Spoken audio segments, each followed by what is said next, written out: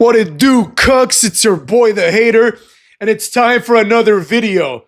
The Hater was out there perusing the internet, and I learned that WWE is doing another little docuseries type thing called WWE Unreal. Now, this is going to be on Netflix. I don't even know what it's about. I don't even care what it's about. The fact of the matter is, the WWE is doing too much. All right? Now, wrestling has always been predicated on a lot of volume, right? The whole point of Raw and number one draw of Raw, in my opinion, and then therefore SmackDown, is that it's a weekly show that doesn't stop, right? It's one of the only things that you have year-round. As the Hater has said many times, I'm a big fan of Survivor. But now, we're on the off-season, cucks. So the Hater is left holding his balls, waiting for the next season to start. So what do I do until then? Well, I watch wrestling, right? Everything else is not nonstop like wrestling is. However, there is a point when there's too much. Now, SmackDown, even when SmackDown was introduced in 1999, people were like, 4 hours of wrestling? It was unheard of, right? People were like, what the hell? You want to do 4 hours of wrestling? You know, we already have 4 hours of WCW too. But the fact is, it worked out well. Obviously, in the short term, because they had the talent. Every decision that was made with that in mind. Nowadays, we don't have enough good people and enough good reasons to have a lot of WWE programming. So, for example, you have NXT. Here's an example, right? NXT simultaneously serves as the third brand, right? It's the third brand after Raw and SmackDown, but it's also the developmental. Then you have Tough Enough creep up once in a while. You know, every couple of years, there's a new season of Tough Enough. Now we have WWE LFG. Then we've got, like, Evolve. They bought Evolve, and that's going to be, like, on Tubi or whatever. You can watch, like, the people when they're not good enough to be on NXT yet. You know what I mean? There's so many things that are happening, right? They bought, like, AAA, and now everyone's freaking out about Mr. Iguana as if, like, this guy's the next John Cena, you know? There's too much going on. Just look at LFG, right? It's like the standard is so low that Jasper Troy, people are pretending that Jasper Troy is going to be this massive star.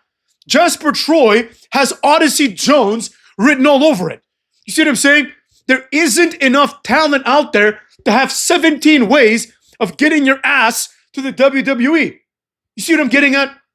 It's really that simple. Likewise, there aren't enough people that are worth watching to have 19 championships. Not everyone needs to be a champion. And the WWE needs to move away from this mentality of more is good. More is not always good. More is good if you have more good things. But if you have more for the sake of having more, then it's going to be shit. Motherfucks. You see what I'm saying? So that's what it's coming down to. Now, another docuseries, like, what the fuck? Like, there's more documentaries about WWE than there is wrestling. You know, like, they're really removing the veil quite too much, if you ask me. It's like, now I know what Ric Flair had for breakfast in 1963. How about show me a goddamn match? How about show me a good storyline? You know what I mean? That's what it comes down to at the end of the day, cucks. Like, WWE is going to probably buy TNA if things are going the way they're going. That's a horrible idea. TNA fucking sucks now, you know? And it sucked for quite some time, if you ask your boy. But they're going to buy it, and they're going to cannibalize it. Just like Tony Khan bought ROH. And, like, nobody cares about it at all anymore. You know? AAA, all this other shit, nobody cares about that at all. None of these things are good. Like, and a lot of them end up failing. Remember NXT UK and the plans for NXT Japan or NXT Asia, whatever they were going to call it? But it's not happening anymore, it looks like. Remember the cruiserweight division? You know, a lot of the things that they try, they fuck up and they fail because there aren't enough people. They're like, here, we're going to hire 32 people to have a 32-man cruiserweight championship. One of them is Grand Metalik. And then everyone has to pretend that Grand Metalik is a good wrestler. You know, Dave Meltzer's like, oh, Grand Metalik is so good. No, he isn't. Grand Metalik sucks. He's on the same level as literally every other luchador. They're all shit and have no personality. See what I'm getting at, cucks? The point is, we can't just keep doing this forever. You know, you can't just keep adding water and then adding flour and hoping that at some point you get the recipe right. You got to follow the protocol. Now, another element of this too much, it's not just being too much, right? That's a big part of it, but it's too much at the same damn time. You know, you have, like, for example, the WWE Network, which still exists in some regions, I believe. You know, then you have it on Netflix, then you have it on Peacock, then you got the YouTube, and it's like, think about what it used to be, motherfucks. It used to be you just tune in from 9 to 11 on Monday nights and from 8 to 10 on Tuesday nights or Thursday nights. It was in the beginning for SmackDown, you know, and that's what it was. You just tune in and that's it. In 4 hours, you're in and out, you're good to go. You know everything there is to know. And if you really wanted to be a nerd, you could tune into those like Saturday night Saturday night shows and Saturday morning shows. Remember, they had like the one, it was like at 10 a.m. on Saturdays where like they had like one match and it was like a jobber match. And they had like Michael Cole telling you what was happening. You know, if you were like a really big fan, you had Sunday Night Heat. If you really want to go in there, which was a complete waste, you know, Sunday Night Heat pretty much served the role of like this extra hour of Raw that we get nowadays, you know? It's just like recaps and shit like that. So the reality is, you know, even back then people were complaining. But nowadays, it's to the point where like, you know, you tune in to anything and there's like 1,900 things happening. There's a press conference for a pay-per-view that's like in 3 months. You know, you got this person getting signed, this person getting fired. There's just too much going on.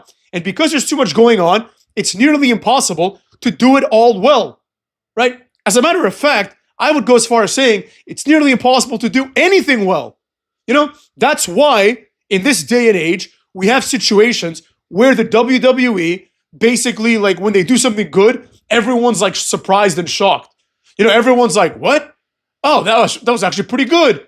How did that happen? That's what everyone pretty much says. Because it's impossible to do things well when you cannot manage your resources. It's really that simple. Like, just think about it this way. I'll give you a very small example. Ludwig Kaiser, right? Now, Ludwig Kaiser, no one's saying that Ludwig Kaiser is like, you know, the next Randy Orton or anything like that. He's Ludwig Kaiser. He's mid. You know what I mean? Like, there's nothing wrong with him, per se. You know, he could go there. He could do a few matches. Nobody would be complaining, I don't think, if they saw a Ludwig Kaiser match. It's just a normal match. But what do you do with him? You know, there isn't enough time. Even though you have like 1,900 hours of programming per week, you have 1,900 wrestlers. There isn't enough time. You know, people are complaining about how nobody from NXT has been called up in a minute, which is actually a good point. I didn't even think about this. The last people to get called up were like the Carmelo Hayes batch. Maybe he was a little bit before, but you know, like the Ilya Dragunov and these people that like pretty much have done nothing. You know? So it's like, it's almost as if they didn't get called up because Ilya Dragunov isn't on TV. You know, I wouldn't be surprised if he gets released. So it's like, nobody's being called up. Why? Well, they don't know what to do with him. Where are you going to stick Obafemi?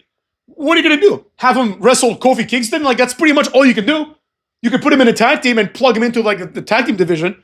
You can maybe have him go out there and, like, I don't know, feud with, like, JD McDonough on Raw. Like, that's pretty much all you can do with him. There isn't a room anywhere else because the wrestlers wrestle so infrequently that you can't really plug him in as a main eventer. Like, it'll take, like, 9 months, 10 months to take someone like Obafemi and have him eventually work his way up and have a match against Cucky Rhodes or against Gunther or something like that, right? Because these guys wrestle so infrequently that they're kind of booked for the foreseeable future. You can have Obafemi go to Raw or SmackDown and trade meaningless wins with like Jacob Fatu or Nakamura. You know, he'll be that level of a guy. But what are you going to do with him, right? There isn't enough room somehow because they're doing too much. And when they're doing too much, at the same time, somehow, they're also doing too little with the too much, if that makes any sense. Meaning that they have the opportunity, motherfucks, to go out there, do the things they need to do, but there's not enough time for them to do it all because wrestlers also, for some reason, refuse to do their jobs. I saw a graphic earlier that was like 2 days ago, I think, and basically it was just like the number of matches Roman Reigns had by year. There were some years where allegedly he had like 200 matches. You know, when he was like a full-timer. I guess they're counting like the bullshit ones that nobody watches, like the house shows. But still, that's pretty fucking impressive. 200 matches, that's like, you know, a match every 2 days, basically. right? That's pretty fucking sick. And this year, it was 3, motherfucks. It was 3 matches. Stephanie Vaquer had more matches in one day. Yeah, or in one 24-hour period, I should say. Nevertheless, the point is, you have people like Roman Reigns that are not wrestling, they're not contributing that way, but they are still kind of like, in some ways, the center of the show. Like, the fact that Roman Reigns exists is relevant in the WWE. So that's what I mean when it's like, they try to do too much with too little. Like, you get Roman Reigns 3 times a year, or let's say, at this pace, 6 times a year, because the year is halfway over. You get him 6 times a year, but he takes up so much attention. Like, there's so many, like, when he comes back, there's 1 week before and 1 week after, where every episode of Raw and SmackDown, they spend 25 minutes talking about him coming back. You know? So that takes away time from other people, like the aforementioned Ludwig Kaisers and things like that. They're trying to do too much. And at that point, the question becomes, well, if you're going to just have Ludwig Kaiser show up backstage and do nothing, or if Oba Femi is going to be stuck in NXT for forever, then it's like, why do you need these motherfuckers? They're never going to draw a dime for you because you're not going to give them a chance to draw a dime. You only think that 3 people can draw a dime, and you base like 2,000 hours of programming around 3 people. This is not a sustainable model.